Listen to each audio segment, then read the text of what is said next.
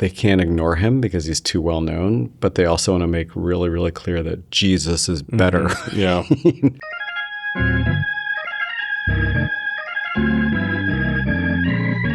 Hey everybody, welcome to another edition of Gospel Unplugged. It's the second Sunday in Advent, and we're continuing to read through what's sometimes called the prologue or introduction of John's Gospel. We're going to be following John's Gospel for the next 5 months, and so we wanted to linger in these first verses because it sets up a whole lot of what's going to come, and it's a different kind of preparation for Christmas. John's Gospel is the most formative of all four in terms of how we understand the incarnation, Jesus becoming flesh, God becoming flesh. But they're verses that we don't read all that often straight through. And so we're going to do that. And I'm glad to be able to do that with my esteemed colleague and Pastor Fleshy Dixon, close personal friend. Gosh, I wish you hadn't said that. Yeah. I think we can keep it. I don't think we have to start over. But that's theological. No, it is for sure. It is for sure. All right, we're going to reel you back to the passage at hand, which is from, actually, a word of explanation. So we are reading John 6 through 9, chapter 1, which is sort of like this glance of John, the gospel writer, to John the Baptist. But then John, the gospel writer, returns to John the Baptist right after the end of the prologue. So we're going to read those verses too and put that together. So this is John the Baptist in John the Evangelist's work. Here we go.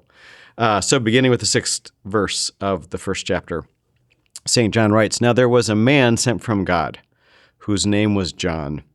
He came as a witness to testify to the light so that all might believe through him. He himself was not the light, but he came to testify to the light. For the true light, which enlightens everyone, was coming into the world. Now, this is the testimony given by John when the Jews sent priests and Levites from Jerusalem to ask him, 'Who are you?' He confessed and did not deny it, but confessed, 'I am not the Messiah.' And they asked him, 'What then? Are you Elijah?' And he said, 'I am not.' 'Are you the prophet?' He answered, 'No.' Then they said to him, 'Who are you? Let us have an answer for those who sent us. What do you say about yourself?' And John said, 'I am the voice of one crying out in the wilderness, make straight the way of the Lord, as the prophet Isaiah said.'" All right, so I love that all four evangelists cannot avoid John the Baptist. He's a big, big figure. He had a lot of disciples. Everybody knows about him. But they're all a little ambivalent about John, or at least they want to make us, the reader, know for sure that he was not more important than Jesus. Yeah. And so they do that different ways. John's way is to clarify he came to testify to the light. He himself was not the light. Right. Don't forget it. And then if that's not enough, he has John say to answer the question, "Who are you?" And I love this line. He confessed. He did not deny it, but he confessed. Mm-hmm. Like the double confession, absent of denial. I am not the Messiah. And at the end of the day, this is what we remember about John the Baptist, that he was the one who points, the one who shows, the one who leads others to see. Anyway, I just love these verses. So what are you thinking about? What are you playing with? What struck you? Well, there's some good Advent stuff here happening in the sort of traditional Advent aesthetic. And when we were producing the Advent devotional, I was assigned one of these verses and was grateful for it because it sort of lent itself to that task a little more. In Advent, we talk about light a lot, and here we have this language about the true light, which enlightens everyone. And I just got stuck on that. What does that mean? What's a true light? Like, isn't light just light? And so I've had a little bit of fun wrestling with that over the last few weeks. And one of the distinctions that seems important to me is, enlightenment can have a couple different senses. And one of them is like a rational sense, like I'm enlightened. I have been brought to a new and clearer understanding. And another is more rarely used, I think, but like enlightened, like literally having to do with light, like illumination kind of. And I find myself preferring that second sense that for example, it says, "This is the true light which enlightens everyone." Okay, well, do we see that in the the biblical story that an encounter with Jesus enlightens everyone in the sense that it makes them understand more clearly, more perfectly who Jesus is. In some cases, yes. In many cases, no. So that one doesn't really work. It doesn't hold water. But through faith, we lay claim to this idea that the light of Christ shines in us. This is a big part of our baptismal sort of service and our language around baptism too. And so I like that one. There's something special about a light that doesn't just sort of illuminate your path, but illuminates you. Like you become a light, a reflection and extension of that light. This is the last thing I'll say because I just finished an illumination project. I talked about it in the pastor's meeting this morning. I love exterior illumination. Where's my camera? I love exterior illumination. And I've always looked. That's a way of saying he loves to hang lights. Yeah.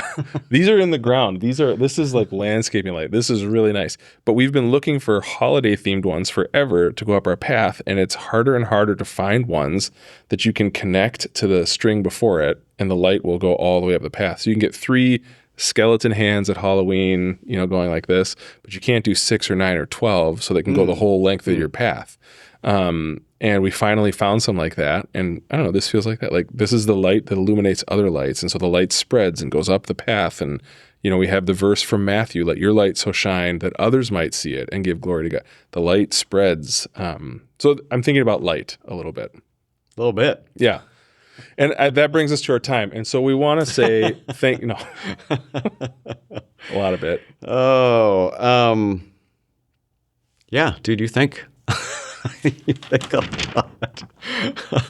I was struck by that sense of true light versus, I don't know, the not true light. Yeah, what would that be? And I think, again, in this Sunday in particular, John's role to show people where light is. And is there a calling that we might own that after we feel enlightened? And that theme, actually, as you were talking about, it reminded me of one of the themes of John that we'll explore for the coming months is that when people encounter Jesus, they're brought to this moment of crisis where they see something in themselves, in Jesus, in the world that they need to either affirm or deny.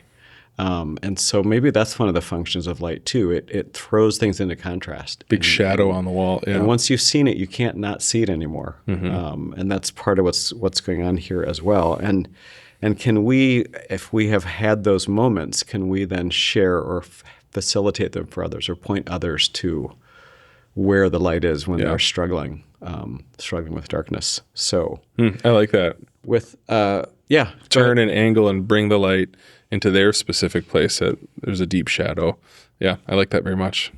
So per usual, we'll close with a question or two to get you thinking as you head towards Sunday.